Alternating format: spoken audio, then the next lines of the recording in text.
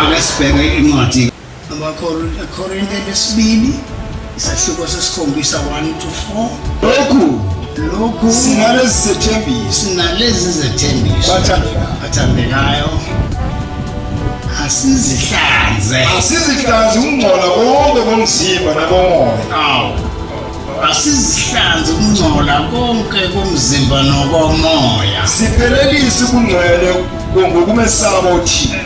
Ngiyabonga baba, siphelelise ubungcwele ngokumesaba uThixo. Ukwesaba uThixo kwenzeka ukuhlukana nokwenza izinto ezimbi ngoba sizenza kwabanye abantu.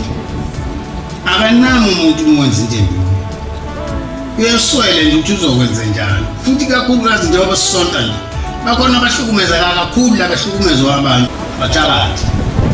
Into emnyama phela enemikhuba eminingi inesayensi engafundwa nje esikoleni. Ngokugwegwa kwayo nje. Uhlonipha uNkulunkulu owenzela konke.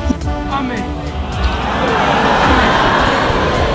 Ngesikhathi senhlupheko khona nabadala nabambiza ushembe nabo abangahloniphi. Abavumi umbizo ungahloniphi uphele kodwa kuye. Hayi. Awune lento icela. Ngoba uyabha ukubhalilela umthandazweni wokulala kuthi ngesikhathi senhlupheko umbize uyoza okulalela ezakusindisa. Uma kodwa uyendlala ngezikhathi zonke inhliziyo yakho emkhondweni ezimemezelo zezwi lakhe. Amen. Kahle-ke manje uma ungahloniphi wena uthi uNkulunkulu uzokwenzela kanjani lezo zinto? Kuzoba uhlupho nje uhluphe lapha bantwana benkosi.